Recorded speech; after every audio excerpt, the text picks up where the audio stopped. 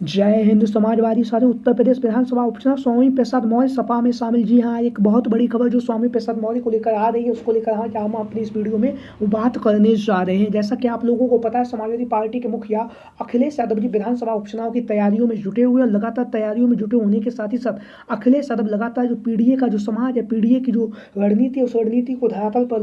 लेके आ रहे हैं और लगातार पिछड़ा दलित अल्पसंख्यक समाज के जो लोग हैं उन्हें आगे बढ़ चढ़कर अखिलेश यादव जी समाजवादी पार्टी की जो सदस्यता है वो दिला रहे हैं। लगातार समाजवादी पार्टी में जो है सपा मुखिया अखिलेश यादव जी के द्वारा पीडीए समाज के लोगों को शामिल किया जा रहा है, जहां पर अखिलेश यादव लगातार जो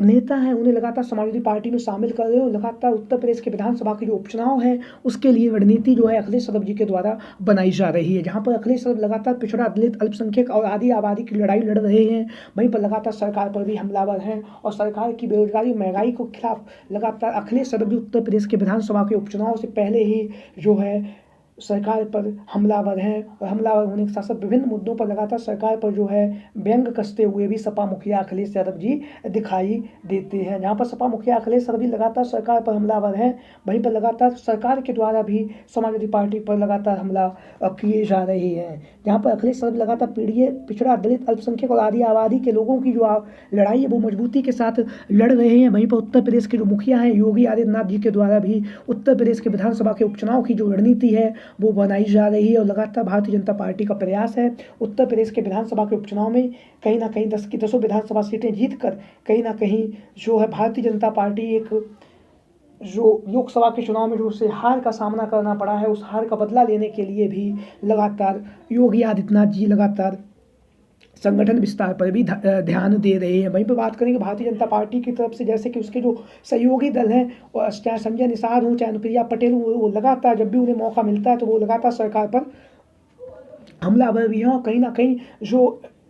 उत्तर प्रदेश के विधानसभा के उपचुनाव के लिए संजय निषाद के द्वारा कहा गया कि अगर हमें विधानसभा के उपचुनाव में टिकट नहीं मिलेंगी तो कहीं ना कहीं भारतीय जनता पार्टी विधानसभा का जो उपचुनाव है वो हार जाएगी। और संजय निषाद लगातार 2 सीटों की मांग कर रहे हैं विधानसभा के उपचुनाव में, लेकिन भारतीय जनता पार्टी की तरफ से संजय निषाद को एक भी सीट न देने का जो फैसला है वो किया गया है। 9 सीटों पर भारतीय जनता पार्टी चुनावी मैदान में उतरेगी, 1 सीट जो है वो आरएलडी के खाते में जाती हुई दिखाई दे रही है। वहीं पर बात करेंगे आज हम एक जो स्वामी प्रसाद मौर्य, जैसा कि आप लोगों को पता है स्वामी प्रसाद मौर्य को लेकर एक बहुत बड़ी खबर सामने आ रही है कि स्वामी प्रसाद मौर्य बहुत ही जल्द समाजवादी पार्टी में अपना जो है समर्थन देने जा रहे हैं और समाजवादी पार्टी के मुखिया अखिलेश यादव जी के साथ में आप सभी लोगों को पता है स्वामी प्रसाद मौर्य के अच्छे संबंध हैं और अच्छे संबंध होने के साथ साथ पूर्व में स्वामी प्रसाद मौर्य समाजवादी पार्टी के कद्दावर नेताओं में गिने जाते रहे हैं। हालांकि बाद में कुछ लोकसभा के चुनाव में कुछ ऐसी रणनीति बनी कि स्वामी प्रसाद मौर्य ने सपा से अपना इस्तीफा दे दिया और इस्तीफा देने के बाद उन्होंने अपनी एक नई पार्टी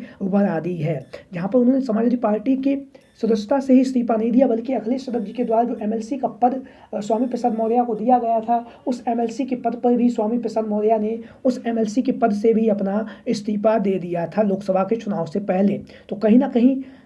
उसके बाद कुशीनगर की लोकसभा सीट से स्वामी प्रसाद मौर्य चुनावी मैदान में होते, लेकिन वहां पर चुनावी मैदान को स्वामी प्रसाद मौर्य नहीं जीत सके हैं। तो कहीं ना कहीं स्वामी प्रसाद मौर्य की जो राजनीतिक छवि है वो कहीं ना कहीं अब खराब होती जा रही है, क्योंकि राजनेता वही होता है जो जनता के बीच में रहने के साथ ही साथ स्वामी प्रसाद मौर्य जनता के बीच में तो रह ही रहे हैं, उसके साथ ही साथ उनके पास अभी वर्तमान समय में कोई पद नहीं है। तो ऐसी स्थिति में अब स्वामी प्रसाद मौर्य का जो नाम है वो समाजवादी पार्टी में शामिल होने को लेकर लगातार चर्चाएं का जो बाजार है वो गर्म है। लगातार स्वामी प्रसाद मौर्य जो है विधानसभा के उपचुनाव से पहले जो रणनीतिकार जो बता रहे हैं कि स्वामी प्रसाद मौर्य जो हैं जिस तरह से और जिस अंदाज से भारतीय जनता पार्टी को घेर रहे हैं, तो ऐसा समझ में आ रहा है कि स्वामी प्रसाद मौर्य कहीं ना कहीं भारतीय जनता पार्टी के खिलाफ समाजवादी पार्टी में शामिल हो सकते हैं। और जहाँ पर स्वामी प्रसाद मौर्य समाजवादी पार्टी में शामिल होंगे तो उसका जो फायदा है कहीं ना कहीं समाजवादी पार्टी को होगा ही, उसके साथ ही साथ स्वामी प्रसाद मौर्य भी कहीं ना कहीं मजबूती के साथ उत्तर प्रदेश की राजनीति करने में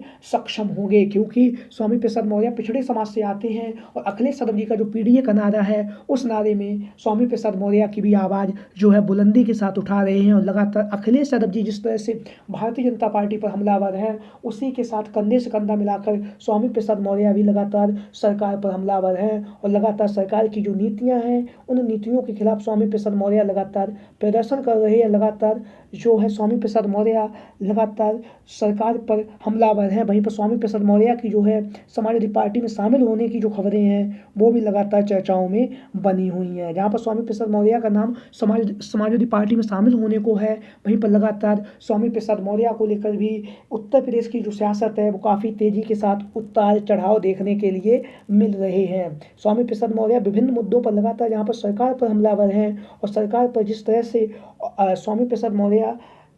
दिन प्रतिदिन हमले कर रहे हैं वो भी कहीं ना कहीं चर्चाओं का केंद्र बिंदु बने हुए हैं। और स्वामी प्रसाद मौर्य मजबूती के साथ उत्तर प्रदेश में भारतीय जनता पार्टी को घेर रहे हैं। अगर स्वामी प्रसाद मौर्य समाजवादी पार्टी में शामिल होते हैं तो इससे कहीं ना कहीं समाजवादी पार्टी को भी मजबूती मिलेगी और स्वामी प्रसाद मौर्य को भी उत्तर प्रदेश के विधानसभा के चुनाव में मजबूती प्रदान होगी। क्योंकि स्वामी प्रसाद मौर्य, जैसा कि आप लोगों को पता है, मनोज पांडे की जो ऊंचाहार की जो विधानसभा सीट है और मनोज पांडे और स्वामी प्रसाद मौर्य का जो आंकड़ा है वो हमेशा से ही 36 का आंकड़ा रहा है। तो कहीं ना कहीं स्वामी प्रसाद मौर्य जो है मनोज पांडे के सामने चुनावी मैदान में समाजवादी पार्टी उन्हें उतार सकती है और स्वामी प्रसाद मौर्य से मजबूत समाजवादी पार्टी के पास अभी वर्तमान समय में ऊंचाहार की विधानसभा सीट से कोई मजबूत प्रत्याशी नहीं है। वहीं पर जो उनकी पुत्र वधू हैं, जैसा कि आप सभी लोगों को पता ही है, बदायूं की पूर्व में सांसद रह चुकी हैं, संघमित्रा मौर्य का नाम है, वो भी कहीं ना कहीं अब उत्तर प्रदेश की राजनीतिक गलियारों में लगातार चर्चाओं में बना हुआ है। क्योंकि भारतीय जनता पार्टी की तरफ से संघमित्रा मौर्य का जो टिकट है लोकसभा के चुनाव में काट दिया गया था। वहां से किसी अन्य नेता को भारतीय जनता पार्टी ने चुनावी मैदान में उतारा था। तो ऐसी स्थिति में अब कहीं ना कहीं स्वामी प्रसाद मौर्य समाजवादी पार्टी में शामिल होकर कहीं ना कहीं जो उत्तर प्रदेश की सियासत है उसमें एक अपना नया कदम चल सकते हैं। हालांकि अभी तक इसका कोई भी औपचारिक ऐलान नहीं हुआ। लगातार सियासत से जुड़े जानकारी, इस तरह की जो खबरें हैं वो लगातार दे रहे हैं। आप लोगों की क्या राय है? सभी साथी कमेंट बॉक्स में अपनी राय जरूर दें। इसके साथ ही साथ जो भी साथी चैनल पर आज पहली बार आए हैं वो चैनल को सब्सक्राइब करें, वीडियो को लाइक करें। वीडियो को अंत तक देखने के लिए आप सभी का बहुत बहुत धन्यवाद एवं आभार। Thank you for watching this video. जय हिंद, जय भारत।